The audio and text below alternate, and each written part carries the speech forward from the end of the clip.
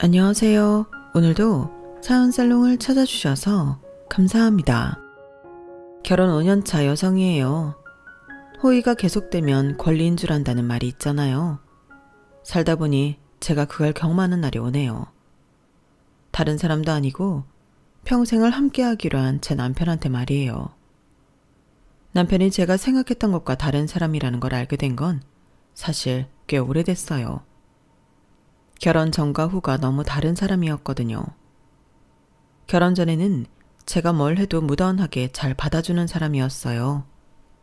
그래서 이런 사람이라면 살면서 트러블이 생겨도 큰 싸움으로 번지지는 않을 거라고 생각했어요. 그게 결혼을 결심한 이유 중 하나이기도 했고요.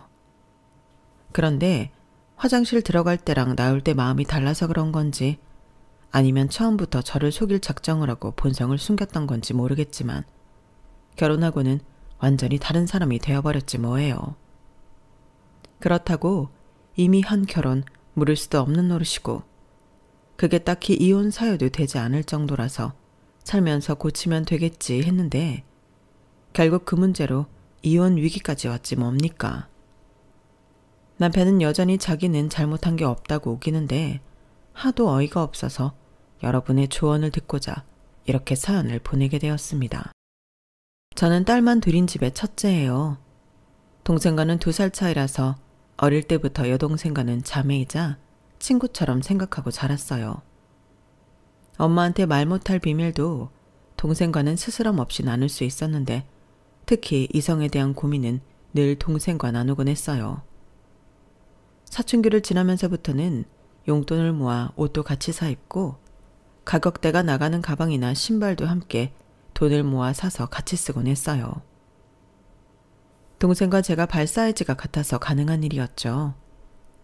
비록 동생이 저보다 2살이 어리긴 했지만 어른스러운 면이 있어서 자라는 동안 동생이 언니처럼 느껴질 때가 많았어요. 그래서 많이 믿고 의지했던 것 같아요. 그런데 동생은 저와는 생각이 달랐던가 봐요. 20살이 되자마자 결혼을 하겠다며 집에 남자를 데려왔더라고요. 남자는 동생보다 11살이나 많은 남자였어요.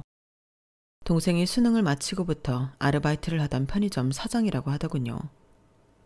그 말을 듣자마자 엄마는 뒷목을 잡으셨고 아빠는 땅이 꺼져라 한숨만 쉬셨어요. 결국 참다 못한 엄마가 먼저 말을 꺼내셨어요. 이봐요. 고작 20살밖에 안 된 애를 데리고 지금 뭐 하는 짓이에요? 그쪽은 양심도 없어요? 아니, 30도 넘은 사람이 어쩜 얼굴에 솜털도 안 가신 애를 데리고 이러냐고요. 애가 철없이 굴면 말려도 모자랄 판에 어떻게 결혼을 허락해달라고 여길 찾아올 생각을 해요? 당신 제정신이에요? 입장을 바꿔서 그쪽이라면 이런 상황에 결혼을 허락할 수 있겠어요? 세상에 어떤 부모가 이런 결혼을 허락을 합니까? 입 꾹 다물고 있지 말고 뭐라고 말이라도 해봐요. 죄송합니다. 죄송하면 죄송할 짓을 하지 말아야죠. 그러자 금방이라도 울 것 같은 얼굴을 하고 있던 여동생이 끼어들어 소리쳤어요. 엄마 왜 그래? 결혼하자고 조른 건 나야. 재훈 씨는 안 된다고 그러는 거 내가 우겨서 결혼하기로 한 거란 말이야. 나 이 사람 아니면 안 될 것 같아서 내가 우겨서 여기 온 거라고. 근데 엄마가 뭔데 재훈 씨한테 함부로 이래? 혼낼 거면 나를 혼내지 왜 우리 재훈 씨한테 이러냐고.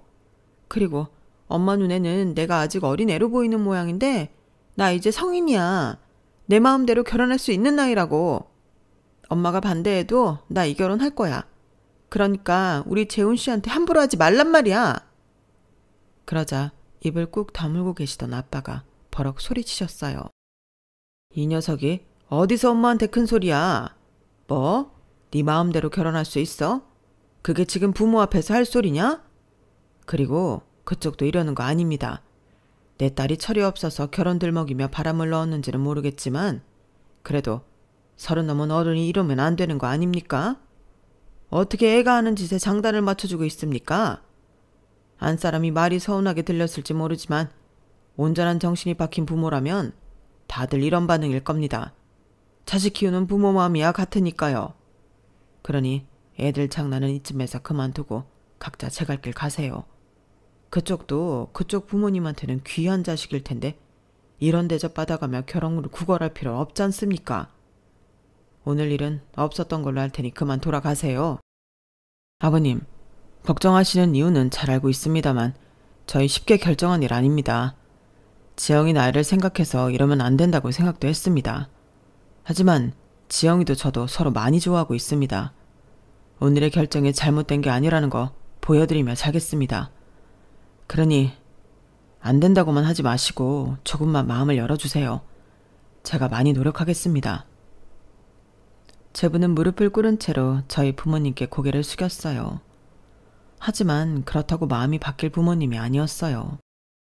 엄마는 급기야 주방에 들어가 물을 한 바가지 퍼다가 제부한테 뿌렸어요. 그리고는 욕설을 퍼부어가며 집에서 내쫓았고 아빠는 제부를 따라 나가겠다고 몸부림치는 여동생을 잡아 방에 밀어 넣었어요. 결국 동생과 제부는 로미오와 줄리엣을 방불케 하는 집안의 반대와 싸워야만 했어요. 강제로 집안에 갇힌 여동생은 밥도 먹지 않고 울기만 했어요. 엄마는 동생을 감시하느라 하루 종일 집 밖으로 나가지도 않으셨어요. 그렇게 일주일 가까이 시간이 흘렀고 그동안 곡기를 끊고 있던 여동생은 결국 응급실에 실려가고 말았어요. 자식 이기는 부모 없다고 결국 부모님은 동생과 제부의 교제를 허락해 주셨어요. 하지만 당장 결혼은 안 된다고 못 박으셨어요. 결혼은 찬성화돼 동생이 대학을 졸업하면 그때 하라고 하셨어요. 이 정도면 부모님도 충분히 양보하신 거였기에 여동생과 제부도 부모님 뜻에 따르기로 했어요. 양쪽 다 반반 물러선 최선의 결과라고 볼 수 있었어요. 그런데 그 일로 엉뚱하게 동생과 제 사이가 멀어졌지 뭐예요. 옛말에 시어머니보다 말리는 시누이가 더 밉다고 동생한테 제가 시누이처럼 보였던가 봐요. 그런데 서운한 건 저도 마찬가지였어요. 부모님께서는 20살밖에 안 된 딸이 30이 넘는 남자랑 결혼을 하겠다고 해서 화가 많이 나셨지만 저는 다른 이유로 동생한테 화가 났거든요. 지금까지 저는 남자친구가 생길 때마다 동생한테 빠짐없이 얘기를 해왔어요. 심지어 썸남까지도요. 그런데 생각해보니 동생은 한 번도 제게 남자 얘기를 꺼낸 적이 없더라고요. 아직 어려서 이성에 관심이 없나 보다 했는데 세상에 얌전한 고양이가 부뚜막에 먼저 올라간다고 지금껏 남자 얘기 한 번 없던 애가 결혼하겠다고 그것도 11살이나 많은 아저씨를 사전에 어떤 힌트도 없이 집에 데려올 수가 있는 거냐고요. 적어도 저한테는 미리 말을 했어야죠. 정말 배신감이 이만저만이 아니었어요. 그래서 동생 편을 들어주고 싶지도 않더라고요.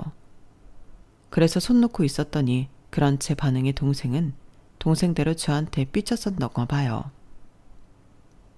엄마 아빠가 반대하는 건 그럴 수 있다고 생각해. 하지만 언니까지 이럴 줄은 몰랐어. 난 그래도 언니를 믿었기 때문에 내 결정을 이해해 줄 줄 알았다고. 그런데 어쩜 이럴 수가 있냐? 정말 실망이야. 야 권지영, 네가 나한테 그런 말을 할 처지니? 네가 나를 언니라고 생각했다면 적어도 나한테 먼저 얘기를 해줬어야 하는 거야. 지금까지 입국 다물고 나도 속인 주제에 뭐? 나한테 실망했다고? 그래, 엄마랑 아빠한테는 비밀로 할 수 있어. 하지만 나한테까지 그러면 안 되는 거지. 어떻게 나한테도 비밀로 할 생각을 하냐? 내가 너한테 그 정도밖에 안 되는 언니였니? 나한테 실망했다고? 난 너한테 훨씬 더 많이 실망했어, 이 기집애야. 결국 그날 동생과 저는 태어나서 처음 머리 끄댕이까지 잡고 싸움을 벌였어요. 퇴근 후 거실 바닥에 듬성듬성 굴러다니는 우리 자매의 머리카락을 보신 부모님은 한숨을 푹푹 쉬셨어요. 어릴 때도 안 싸우던 애들이 왜 다 커서 이러는지 모르겠다며 우리가 자식 교육을 잘못 시켰다고 한탄을 하셨어요. 비록 부모님 마음을 상하게 해드렸지만 그날 싸움 이후로 우리 자매는 다시 예전처럼 돌아갈 수 있었어요. 그리고 정확히 4년 뒤 동생은 제부와 결혼식을 올렸어요. 제부는 제 동생에 비해 나이가 많은 거 하나 빼고는 정말 뭐 하나 빠지는 게 없는 사람이었어요. 저는 그냥 편의점 사장인 줄만 알았는데 그 건물이 제부 건물이었더라고요. 그렇다고 부모님한테 증여받거나 조부나 조모한테 유산으로 받은 게 아닌 자기 손으로 벌어서 산 건물이라는 게 더 놀라웠어요. 알고 보니 제부는 카이스트를 졸업한 수재였더라고요. 대학을 졸업하고 회사를 차려 30도 안 된 나이에 100억 가까운 돈을 벌었고 이후에는 회사를 친구한테 넘기고 건물주로 살고 있었어요. 처음부터 편의점을 하려고 했던 건 아니고 세입자가 건강 문제로 더는 편의점 운영을 할 수 없게 돼서 할 수 없이 자신이 인수한 거였더라고요. 그리고 그곳에서 제 여동생을 만나게 된 거였죠. 그저 나이 많은 아저씨인 줄로만 알았던 제부의 반전 이력에 부모님도 저도 입이 떡 벌어졌어요. 게다가 제 동생과 나이 차이가 나기는 해도 워낙 동안이라서 밖에 나가면 4~5살 차이 정도로밖에 안 보이더라고요.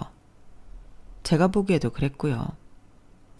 미운 오리 새끼인 줄 알았는데 인물, 학벌, 거기다 재력까지 뭐 하나 빠지지 않는 능력자라는 게 밝혀진 제부는 저희 집에서는 한순간 백조를 탈바꿈 했고 장인 장모의 사랑을 듬뿍 받게 되었어요. 제부는 한때 자신을 맹렬히 비난하며 거부했던 장인 장모를 무척이나 잘 챙길 정도로 인품도 좋은 사람이었어요. 무엇보다 제 동생한테 얼마나 잘하는지 옆에서 보고 있으면 부럽다는 생각이 절로 들 정도랍니다. 동생의 행복한 결혼 생활을 보다 보니 내심 저도 빨리 가정을 꾸려 안정된 생활을 하고 싶어졌어요. 그래서 그 무렵 소개팅도 많이 하고 지인들을 통한 선자리에도 많이 나가게 되었지만 생각처럼 잘 되지는 않았어요. 그러다 정말 우연히 제 남편을 만나게 된 거예요. 남편은 제가 나가고 있는 영어학원 건물 1층에 있는 약국 약사였어요. 어릴 때부터 기관지가 약했던 저는 학원 강사 생활을 하면서 툭 하면 목이 쉬고 기침이 잦아서 스트랩실 같은 인후염 소염제를 애용하는데요. 그래서 1층 약국은 제 단골 약국이기도 했어요.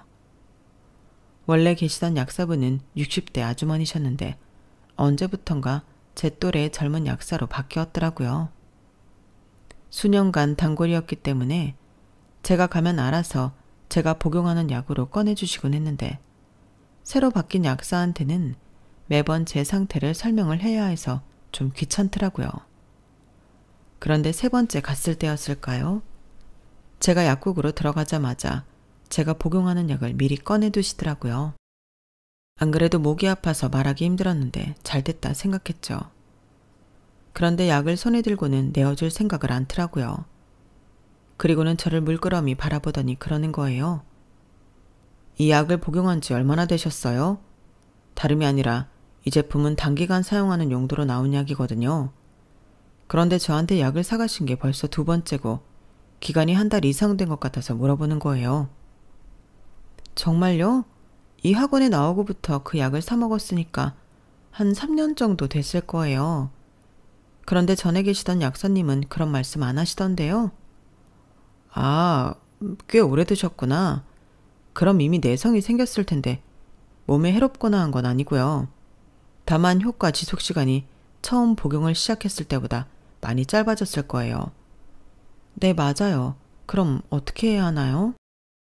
그럼 이렇게 해보실래요? 효과는 비슷하지만 성분이 조금 다른 제품이 있어요. 목을 많이 쓰시는 강사분들은 장기 복용이 불가피하니까 제가 보기엔 이 제품이 더 맞을 것 같거든요. 심지어 가격도 이게 더 저렴하고요.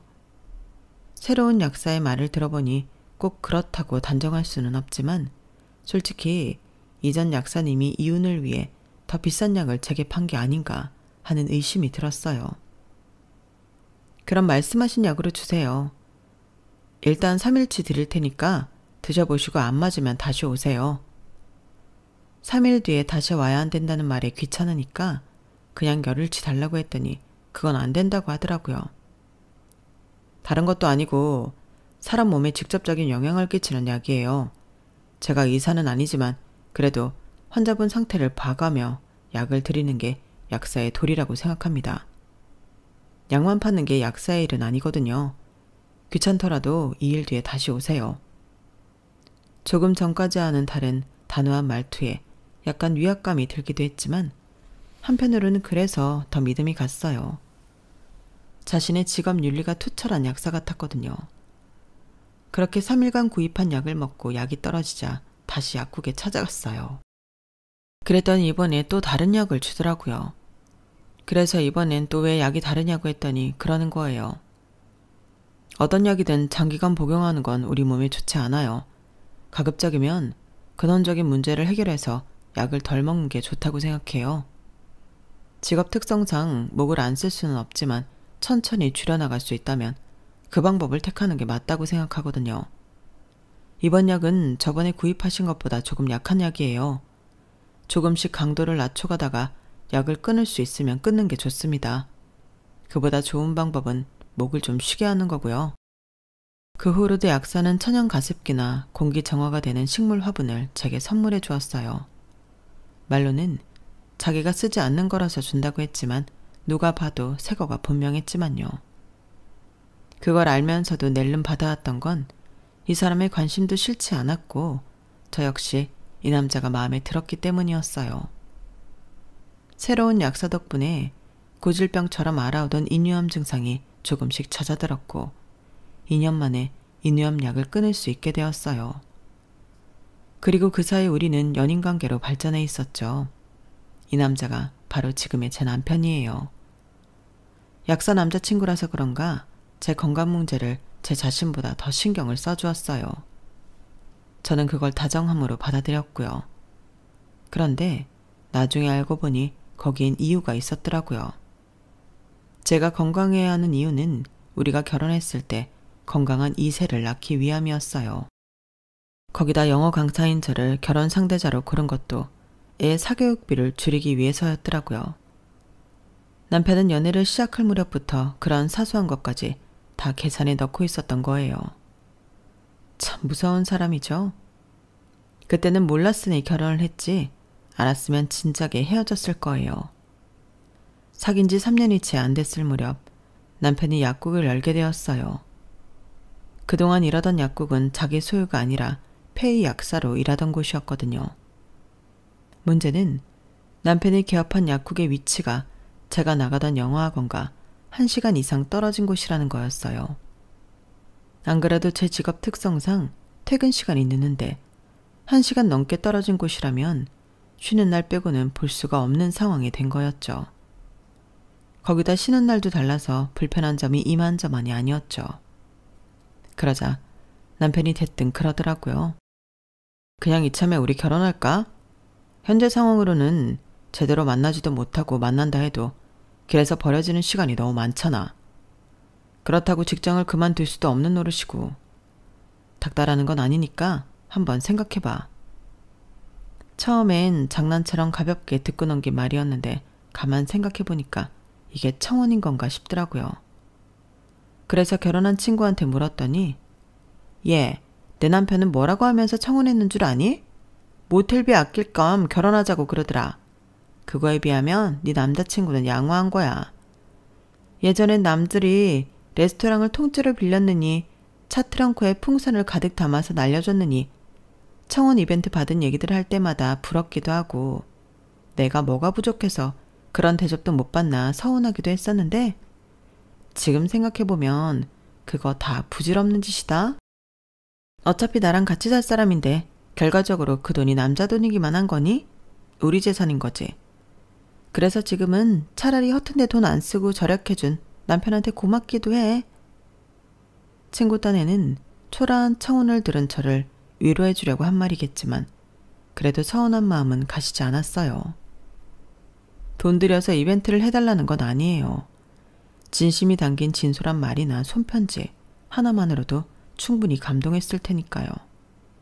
하지만 이건 좀 아니잖아요. 그래서 일주일이 넘도록 답도 안 국궁에 있었더니 하루는 남편이 저희 집까지 차를 끌고 찾아왔더라고요. 11시가 다 돼가는 시간에 여기는 뭐하러 왔냐고 했더니 대뜸 트렁크 문을 열어보라지 뭐해요. 순간 설마 풍선이라도 날려주려나 내심 기대를 했어요. 그런데 막상 트렁크 문을 열어보니 그 안에 커다란 스티로폼 박스가 있지 뭐해요. 이건 뭘까? 생각을 하고 있는데 그때 차에서 내리지도 않은 채 운전석에 앉아 창밖으로 얼굴만 살짝 빼고 있던 남편이 그러는 거예요. 그거 꺼내가. 속초에 사는 친구가 홍게를 보냈지 뭐야. 아버님이 걔 좋아하시잖아. 그래서 내가 받자마자 바로 여기로 가져왔어. 아버님이랑 어머님 드려. 실수율이 높아서 살이 아주 꽉 찼다고 그러더라고. 안 꺼내고 뭐해. 나 바로 가야 돼. 그 말을 들으니 헛웃음이 났어요. 그래, 내가 아는 강재원은 이런 남자였지. 그제야 현실을 깨닫게 되더라고요. 로맨틱가는 담을 쌓았어도 실속 있고 무엇보다 나와 내 가족을 생각하는 마음이 큰 사람. 그래서 내가 이 사람한테 끌렸었다는 걸 새삼 깨닫게 되는 순간이었어요. 그래서 스티로폼 박스를 꺼내고는 운전석 창가로 가서 말했어요. 저번에 자기가 했던 결혼 얘기 말이야. 그래, 결혼하자. 정말? 역시 자기라면 현명한 판단을 내릴 줄 알았어. 오케이. 그럼 이번 주 학원 쉬는 날 약국으로 와. 같이 예식장도 알아보고 필요한 것들 좀 정리해보자. 바람이 차다. 감기 들겠어. 빨리 들어가. 그날 저는 홍게가 가득 담긴 스티로폼 박스를 들고 집에 들어가 부모님께 결혼할 사람이 있다는 말을 했어요. 그리고 그 주 주말부터 본격적으로 결혼 준비를 하게 되었죠. 동생도 그렇고 주변에 결혼한 사람들이 좀 있긴 했지만 그동안은 내 일이 아니라서 강 건너 불보듯 해왔는데 막상 결혼을 앞두고 나니 준비할 게 뭐가 그리 많은지 정신을 못 차리겠더라고요. 그래도 남편이 틈틈이 정보를 많이 모아놔서 그나마 다행이었지. 저 혼자 다 해야 했다면 모르긴 해도 중간에 결혼을 포기했을지도 몰라요.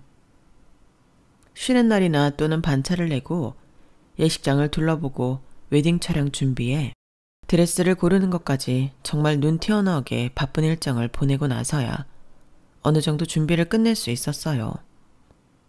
남은 건 신혼집 하나였는데 다행히 남편이 하는 약국 근처에 저희 예산에 맞는 빌라가 나와서 바로 계약을 할 수 있었어요. 마음 같아서는 아파트에서 신혼생활을 하고 싶었지만 양가 부모님 도움 없이 진행한 결혼이라서 그럴 만한 자금이 안 됐어요. 그렇다고 아파트에서 살겠다고 경기도 갈 수도 없었죠.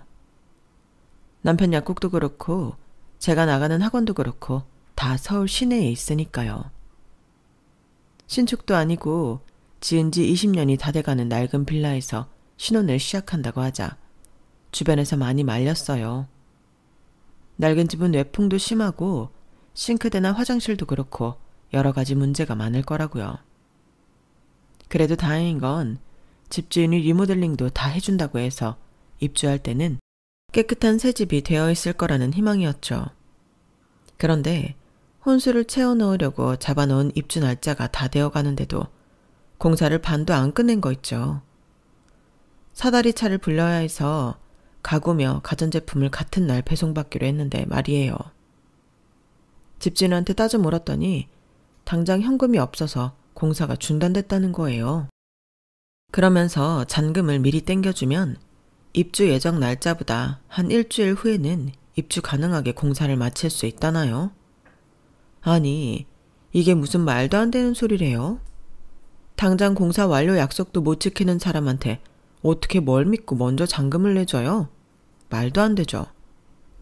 그 말에 남편과 함께 계약을 담당했던 부동산 중개소를 찾아가 당장 계약금 돌려달라고 했어요.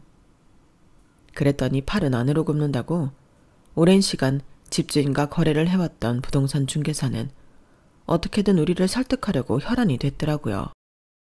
속상한 마음이야 나도 알지. 그런데 솔직히 현재로선 그 돈으로 갈 수 있는 매물 자체가 없어요.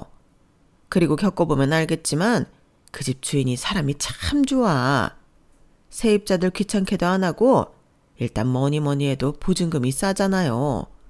요즘 그 돈으로 그 평수에 그런 집 못 구한다니까. 그러니까 가구랑 가전제품 배송받는 날짜 바꿔서 그냥 그 집에서 살아요. 그게 낫다니까. 솔직히 그러기는 싫었어요. 처음부터 약속을 안 지키는 사람인데 이후로 무슨 일이 있을 때마다 이번처럼 배째라고 나올지 누가 알겠어요. 그리고 집수리도 먼저 못 해줄 정도라면 나중에 보증금은 제대로 받아서 나올 수 있을지도 걱정이었고요. 물론 그렇다고는 해도 솔직히 대안은 없었어요. 이제 와서 집을 다시 구할 수도 없고 정말 난감한 상황이었죠. 그래서 2, 3일 고민해보겠다고 하고 돌아왔는데 마침 집에 여동생이랑 제부가 애를 데리고 와 있더라고요. 그래서 동생한테 집 문제를 얘기했더니 제부가 대뜸 그러는 거예요. 그럼 차라리 우리 건물로 들어오실래요? 저희가 아파트로 이사하면서 리모델링까지 싹 해뒀거든요. 옥상에 단독으로 쓰실 수 있는 공간도 있어서 사시는 데는 편할 거예요. 그래, 그럼 되겠다. 사실 언니네 신혼집 구한다고 할 때 이희가 우리 살던 집으로 언니네 들어와 살면 어떻겠냐고 했는데 괜히 말 꺼내기가 그렇더라고. 형부도 불편해할 것 같고 해서. 언니랑 형부만 좋다면 들어와 살아. 평수도 넓고 옥상까지 따로 쓸 수 있어서 좋거든. 솔깃한 제안이었지만 남편이 어떻게 받아들일지 몰라서 일단 물어보고 결정하겠다고 했어요. 저야 여동생이라서 상관없지만 남편은 아무래도 손아랫사람 집에 새를 들어가는 일이라서 이래저래 마음이 쓰일 것 같았거든요. 그런데 왜 진작 말 안 했어. 35평이면 우리가 구했던 집보다 10평이나 더 넓잖아. 게다가 옥상도 단독으로 쓸 수 있다니 완전 땡큐지. 근데 가격은 우리가 구했던 집이랑 똑같이 해주는 거 맞지? 그게 사실은 평수도 그렇고 위치도 전철역에서 7분 거리라 세가 좀 비싸긴 해. 원래는 1억 7천 정도 더 비싼데 우리 사장이 되는 대로 주고 살라더라고. 다만 몇 천이라도 더 주고 살면 되지 않을까 싶은데 자기는 어때? 뭐? 더 주긴 뭘 더 줘. 오히려 깎아야지. 아니, 남도 아니고 자기 친언니인데 뭘 그렇게 야박하게 구냐? 건물 주식이나 되면서 형제한테 돈 벌 생각인 거래? 에이, 그건 아니지. 자기가 말해서 좀 더 싸게 해달라고 해봐.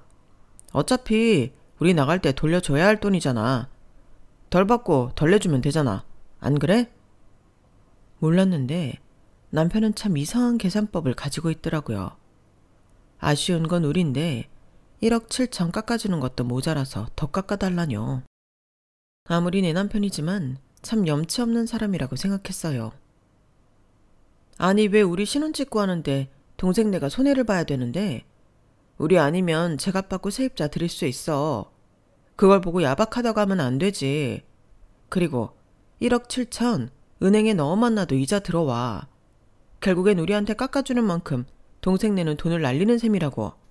그런데 그게 어떻게 덜 주고 덜 받는 걸로 퉁칠 수가 있어? 자기 참 계산 이상하게 한다. 아니 남이면 그렇지만 자기 동생이잖아. 자매인데 그 정도도 못 해줘?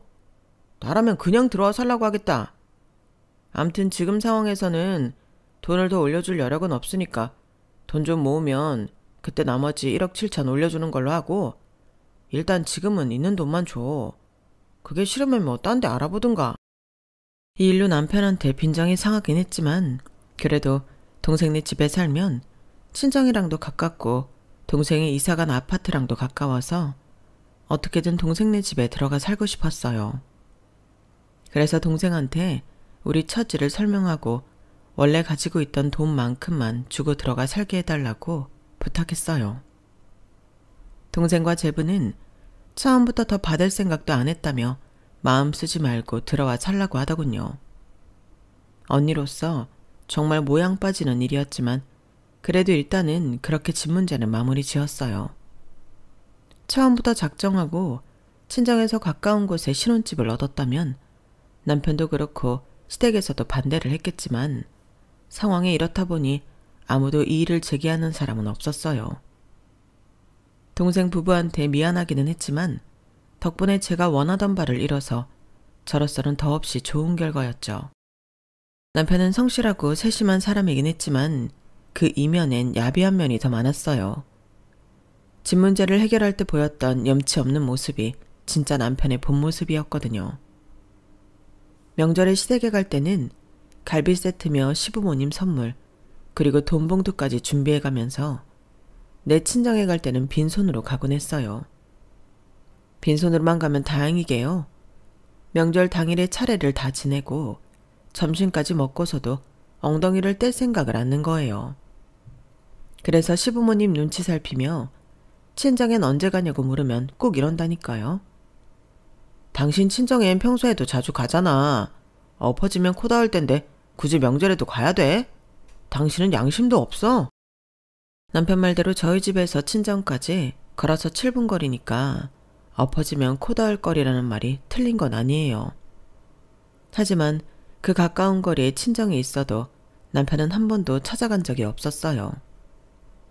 딱 한 번 간 적이 있긴 한데 그나마도 집 안까지 들어간 건 아니고 엄마가 해준 김장김치 얻으러 대문 앞까지 갔던 게 다였어요. 제부는 오며 가며 제철 과일에 수산물, 한우, 갈비 등을 사들고 처가에 들락거리는데 제 남편은 붕어빵 한 봉지 사들고 가는 적이 없었거든요. 엄마가 김장을 했다거나 갈비찜을 했다고 와서 먹으라고 하면 저더러 퇴근길에 받아오라고 하기 일쑤였어요. 그러니 가까이 사는 처가나 멀리 사는 본가나 다를 게 뭐가 있냐고요. 그런데도 명절이면 한결같은 레퍼토리를 앞세워 자기 본가에서 2박 3일을 뭉개려더니 제가 화가 안 나겠어요? 그런데 그렇게 처가에 발들이는 걸 꺼려하던 남편이 매일같이 처가에 드나들게 되는 일이 생긴 거예요. 바로 우리 아들 때문이었죠. 결혼하고 2번째 해 겨울에 제가 출산을 했는데 제 강의를 오래 비울 수가 없어서 출산하고 3개월도 안 돼서 복직을 해야 했거든요. 그래서 애를 봐줄 베이비시터를 알아봤더니 제 월급에 버금갈 정도로 급여가 비싸더라고요. 이건 돈을 벌려고 베이비시터를 쓰는 게 아니라 베이비시터 월급을 주려고 일을 하는 거나 다를 게 없었어요. 그쯤 되자 계산 빠른 남편이 자기가 먼저 제 친정에 찾아가 저희 엄마한테 애 좀 봐달라고 부탁을 하더군요. 장모님도 아시겠지만 주영이가 그 학원에서 영어 강사 자리 잡느라 얼마나 고생했습니까? 이번 출산하느라 3개월 쉰 것도 사실 타격이 꽤 큰가 봐요. 자기 딴엔 어떻게든 자기 자리 지켜보려고 애를 쓰는데 그러자니 애 키워줄 베이비시터를 구해야겠더라고요. 그런데 장모님도 그거 아시죠? 요즘에 베이비시터 한 달 월급이 주영이 월급만큼 나가는 거요. 이건 뭐 벌어서 남 좋은 일 시키는 거지 다를 게 뭐가 있겠어요. 돈 생각하면 차라리 일 그만두고 집에서 애 키우는 게 낫겠지만 그래도 기껏 대학 공부하고 어학연수까지 다녀왔는데 애 때문에 자기 일 그만두는 건 너무 아깝잖아요. 그래서 경력 끊기지 않고 강사 자리 지키려면 사람을 써야 하는데 그러자니 나가는 돈이 아쉽네요. 더군다나 처제네 집에 들어가 사는 처지에 그 돈을 주고 사람 쓰기도 참 그렇고요. 손윗사람 체면에 보증금도 좀 올려주고 해야 하는데 애 봐줄 사람 쓰고 나면 그럴 여유가 어딨나요. 그래서 말인데요, 장모님. 저희가 자리 좀 잡을 때까지 우리 은우 좀 봐주시면 안 될까요? 주영이가 그 문제로 요 근래 소가리를 하는 거 보려니 가슴이 아파서 염치불구하고 이렇게 말씀드리는 겁니다. 아주 마른 청산유수라니까요. 아니 세상에 자기 딸이 애 봐줄 사람이 없어서 일 그만두게 생겼다고 하는데 가만히 있을 부모님이 어딨겠어요. 게다가 여동생네 부부한테 전세 보증금 올려주려면 맞벌이를 할 수밖에 없다고 하면 애 봐주는 돌봄 비용 달라는 말은 또 어떻게 하겠냐고요. 아주 지능적으로 원천 봉쇄하고 저희 엄마한테 우리 아들을 떠맡긴 꼴이었어요. 그래놓고는 아주 입막음까지 했더라고요. 장모님, 기왕에 우리 은우 봐주실 거면 주영이한테는 어머님이 자발적으로 해주시는 걸로 하시면 안 될까요? 제가 장모님 찾아와 이런 얘기한 걸 알면 그 사람 성격에 장모님께 미안해서라도 애 안 맡기겠다고 할 게 뻔해요. 주영이를 생각해서라도 부탁 좀 드립니다. 아주 자기 필요한 거에는 주도 면밀한 인간이라니까요. 저도 이 사실을 최근에서야 알고는 얼마나 기가 막혔는지 몰라요. 아무튼 남편이 저희 엄마를 찾아가고 얼마 뒤부터 저는 친정에 애를 맡기고 학원 일을 계속할 수 있었어요. 엄마는 한사코 돌봄비를 받지 않으시겠다고 하셨지만 그래도 그건 아니잖아요. 그래서 남편한테 말했더니 굳이 안 받으시겠다는 거 왜 못 줘서 안달이냐며 되려 제게 뭐라고 하더라고요. 아니, 솔직히 장모님도 손주 매일 보게 돼서 좋은 거 아니야? 우리 엄마는 우리 은우 보고 싶어도 1년에 대여섯 번밖에 못 보신다고. 그리고 우리 엄마는 은우 볼 때마다 용돈도 쥐어주시는데 장모님은 언제 한번 용돈 쥐어주신 적 있어? 따지고 들면 우리가 장모님한테 돈을 받아도 모자랄 판이라고. 뭘 알고나 말을 해. 정말 염치라고는 엿바꿔 먹을 애도 없는 인간이었어요. 그래서 제가 버는 돈의 일부를 떼어서 엄마한테 매달 보내드리곤 했어요. 그것도 남편이 알면 난리를 칠까봐 월급 외에 벌어들이는 부수입으로 충당을 했답니다. 그렇게 3년 동안 저희 아들을 봐주신 엄마는 빙판길에 넘어지시는 바람에 아킬레스건이 파열돼서 수술을 받게 되셨고, 그 바람에 더는 저희 아들을 봐주실 수가 없게 되셨어요. 그러자 남편이 갑자기 그러더라고요. 앞으로는 우리 엄마가 은우 봐주시겠대. 장모님 다치신 거 듣고는 바로 연락하셨더라고. 그래서 말인데 돌봄비는 한 달에 300만 원 정도면 될 것 같으니까 그렇게 알고. 뭐? 300만 원? 아니, 우리 엄마가 은우 봐주실 때는 손주 얼굴 매일 보게 해주는데 무슨 돈까지 주냐고 그러더니 왜 당신 엄마한테는 매달 300씩이나 드리라는 거야? 이건 형평성에 어긋나는 거 아니야? 그러자 남편이 황당하다는 듯 그러는 거예요. 야, 너는 시어머니랑 친정엄마랑 구분도 못하냐? 네가 일하느라 니네 엄마가 애 봐주는 거니까 당연히 공짜로 애 봐주는 거잖아. 우리 엄마는 니네 엄마가 아니니까 당연히 돈을 받아야 되는 거고, 내가 일하느라 은우 봐줘야 하는 상황이라면 우리 엄마도 공짜로 애 봐주실 거야. 근데 내가 아니라 네 일 때문인 거잖아. 그러니까 당연히 돈을 드려야지. 넌 그렇게 계산이 안 되니? 네가 문과 출신이라 그런가 수계산이 잘 안 되나 보구나. 모르면 그냥 내 말에 따라. 괜히 아는 척 따지지 말고. 뭐? 아니, 뭐 이런 개떡 같은 계산이 다 있어. 당신 말대로라면 은우는 내 아들이기만 한 거겠네. 왜 애초에 은우 양육이 내 몫이기만 한 거야? 은우는 나 혼자 밖에서 나와왔니? 당신은 양육의 의무가 없는 거야? 누가 계산이 엉망인 건데 여기서 문과일과 타령을 하고 있어. 야, 됐다. 너랑은 말이 안 통하니까 그냥 내가 하라는 대로 해. 아, 엄마가 매달 돈 보낼 거 없이 3년치 한꺼번에 달라고 하시더라. 공동생활비로 적금든 거 있잖아. 그거 예약해서 오늘 중에 엄마 계좌로 1억 800만 원 보내드려. 그 돈은 제부한테 보증금 올려줄 돈인데 그걸 깨면 어떡해. 아, 진짜 그 돈 없다고 당신 동생네가 죽냐? 건물까지 가지고 있는 사람이 그 돈 없다고 내일 당장 일나냐고. 같은 말 여러 번 하게 하지 말고 오늘 중에 돈 보내. 알았어? 남편은 내 가족들한테는 조금도 손해보는 일 없이 뜯어먹을 생각만 하면서 자기 부모 형제를 위한 일에는 아주 치졸할 정도로 팔이 안으로 굽었어요. 5년간 살면서 그런 모습에 매번 치를 떨던 저는 더는 안 되겠다는 생각이 들더라고요.